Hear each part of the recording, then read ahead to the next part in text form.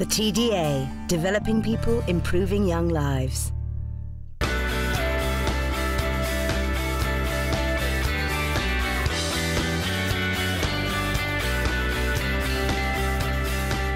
Electricity is one of those familiar, everyday facts of life, and yet it confuses pupils and teachers alike. What is it about electricity that people find so baffling? This is what Key Stage 3 pupils think. Does all the electricity turn into heat and light? Some can be wasted. Some can be? Because some energy can be wasted when you use it. Where would that energy go? It would just be used up. If children are trying to learn about electric circuits, we're asking them to imagine things that they can't see and that they've got to get their heads around. If you take it out, the energy just vanishes into the air, I think. I think electricity is such a difficult topic in the classroom because it's very abstract. It's difficult for students to see what actually teachers are talking about. So you think there's chemical energy going around here? The children have some very strange ideas about electricity. They are trying to often find out what you want them to think. So what's in the battery? Gas. I think that any effective teaching really must start with where the kids are up to at that point. So if we're involved in teaching something like electrical circuits, it's important for the teacher to be able to identify what the children's existing understandings are, so then the teaching can move on from there. Why do we need the wires, Catherine? Because if we didn't have the wires, the circuit wouldn't work, so it wouldn't light up. There are three basic misconceptions that are possible. One, that you just require the one lead in the electric circuit, so it's just a one-way action. The second, that you need two leads, and there is a clashing current action. And the third one is the consumption model, that something's getting used up, and in that case it's the electric current. Well, thank you for your answers so far. There's some very interesting answers. Having established the children's existing understanding of electrical circuits, head teacher Brian Crosby sets about teaching the accepted model of how electricity works. This is the... That's the bulb. That's the bulb. The next step is vital. It's crucial to address the issue of how the circuit works. One of the challenges that children face in developing a real understanding of electric circuits is getting over the notion that the action doesn't all start in the battery. If you ask youngsters how an electric circuit works, they say that something comes out of the battery and makes the bulb light. With that model in mind, it's quite interesting to face the children with a challenge. And the challenge that I've used lots of times in the past is to set up a big circuit in the laboratory. I've got another circuit over here. The big circuit is a basic battery and bulb setup, but with much longer wires. The wires attached go all around the laboratory. Can you see them going all the way around? And they come to the bulb at the back. Now, what's the difference this time, do you think? Yes. The energy's got a longer way to travel. It's got a longer distance to travel. If I touch this now, how quickly does the light come on? Quick. Yeah? Now, who can tell me, if I touch on this one, it's going to be more difficult for us to see. What do we think is going to happen this time? If the youngster believes that everything starts at the battery, then they will predict, as is usually the case, that there will be a slight delay before the bulb lights in the big circuit. And how long do you think before the light bulb comes on, do you think? I think it'll take a couple more seconds than that one. You think this time it's going to take a few more seconds. OK, we're going to find out. 3, 2, 1. Let's do it again, just to test it out. 3, 2, 1. Yeah. What did you notice? It took the same amount of speed to light up. It took the same amount of speed to light up. And I'd say we've got about 30 metres of cable here. So we have 30 metres of cable, and it still took the same time to light up. When the experiment is actually tried out, you see that the bulb lights immediately, no matter how big the circuit is. And so here we have to move towards the idea that when the circuit is complete, then the action starts in all parts of the circuit, right from the word go. Did that surprise anybody? How many people were surprised by that? OK, how many people expected that to take place? Well done. So the electricity travels extremely quickly. I particularly like the big circuit idea because it really does engage children intellectually, and to actually hit the switch and to see the bulb light immediately, and to have children in the room crying out, oh no, it's lit straight away. If young people make the discovery themselves, it means more to them because it's their learning and they have ownership on that and they feel really proud of what they've done. What we're trying to do is, in one sense, put the outside of the jigsaw puzzle together for the young people so that they can fit the other pieces in place themselves. Some people think that the electricity just leaves here and kind of runs around, then runs back. Does that make sense? Yeah? But actually, all the objects that are going to pass the electrical energy are already in the circuit. Okay? They're already in the circuit. It's not like there's a little object in here that runs all the way around and comes back. They're already in there. And to demonstrate this, I've got a rope.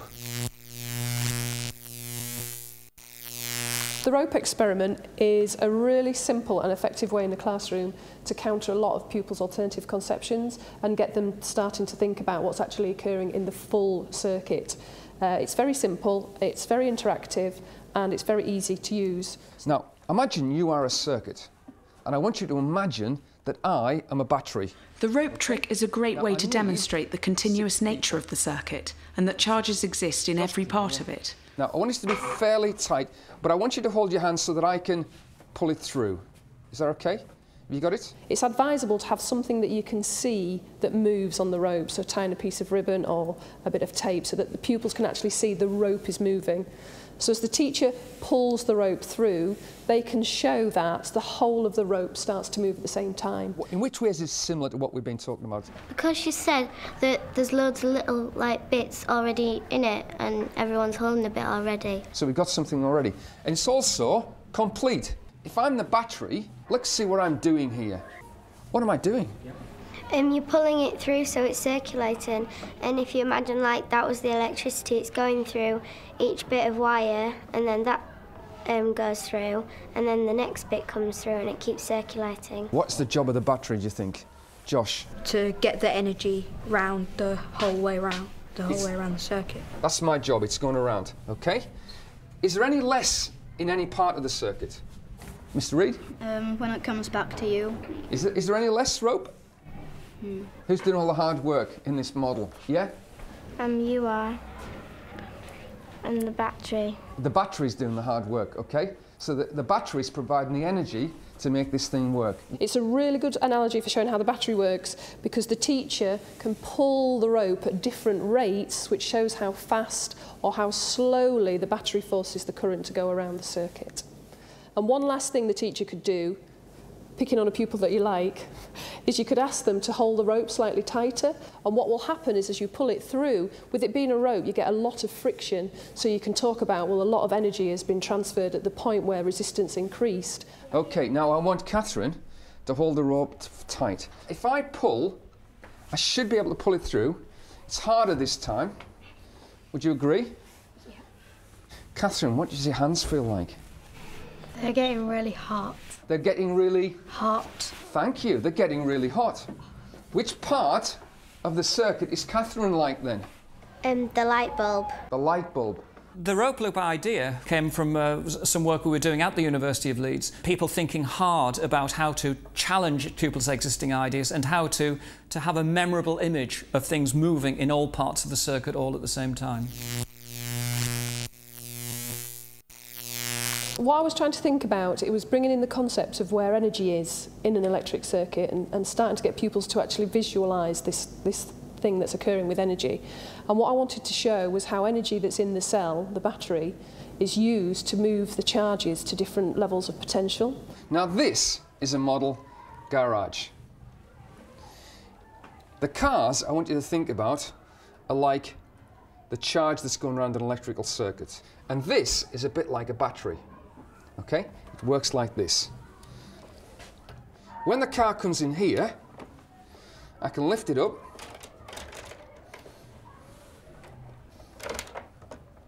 Car goes off here, and I can take it around here, and then suddenly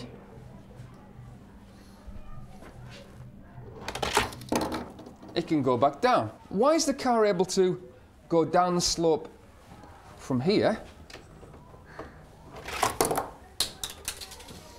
and not move when it's on the desk there? When it's at the top of the vamp, it's got gravitational energy, and when it goes down, it uses up the gravitational energy.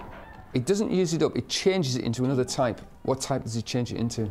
Kinetic. Kinetic, that's brilliant, that's a fantastic answer. It changes it into kinetic energy. I like to take learning back to a visual level. When they're starting off with difficult concepts, I was trying to visualise something that showed an object going from one level to another. Fantastic. This is a piece of equipment to enable the car to gain gravitational potential energy, yeah, so that it can change into movement. Now the battery is a piece of equipment that will provide the energy for this to work, okay? So the particles that flow around in this circuit, they get their energy from where? You putting on the circuit, fixing up the circuit in the first place. No, they don't get their energy from me fixing up the circuit. There's just one place they're getting their energy from. Is it the battery? They're getting it from the battery, okay? Now, the battery is the provider of the energy. Where does the energy go to in the end? The bulb. It goes to the bulb, where it's going to be transferred into Light and heat energy. light and heat energy. The toy garage is an excellent visual demonstration, but it should be used with caution. The misconception that you could get from that model is that the electrons in the circuit are like little cars that are just travelling around on a pathway. So you've got to be very clear which concept you're trying to get forward. There are limitations with this model. I was thinking about this. I think one of them is that it appears that the charges just come from within the battery itself, the cell itself, where actually they're out in the wire all there throughout the whole of the circuit. To me, I think that's one of the key ones that I would be aware of at this stage for the pupils. I think a really good way of testing pupils' understanding of these models and analogies would be to get them to work in groups. They could write a story of a charge as it goes around a circuit and explain what they think is happening at different points. The battery has chemical energy stored in it. It releases the energy, allowing it to flow Through the wires, and then transfers into light and heat. And the remainder travels back to the battery. What else? Can you tell me, is that right, wrong? What would you think about that idea now from what we've learned today? No, that's wrong because we learned that comes from the negative side. Yeah, we've learned that it comes from negative side and then comes back in through the positive. So it doesn't come out of both ends? No. It comes back into the bulb? No, because where would the energy go when it's just gone from both ends? It has nowhere to go besides lighting up the bulb. Ah, okay, so it wouldn't. Okay. So I need there to be the complete pathway, the complete circuit for it to work. Yeah. By using these demonstrations, teachers should be able to provide children with a solid understanding of basic electricity. We want, by the end of the lesson, to have unpicked the wrong ideas, to give them some simple basic concepts, and we want to give them a framework for their own learning for the future. I think that at the end of Key Stage 3, if children had a strong idea that a circuit involved charges circulating around the circuit in a continuous loop with energy being transferred from battery to bulb, if children had that as a robust understanding, I'd be very happy with that.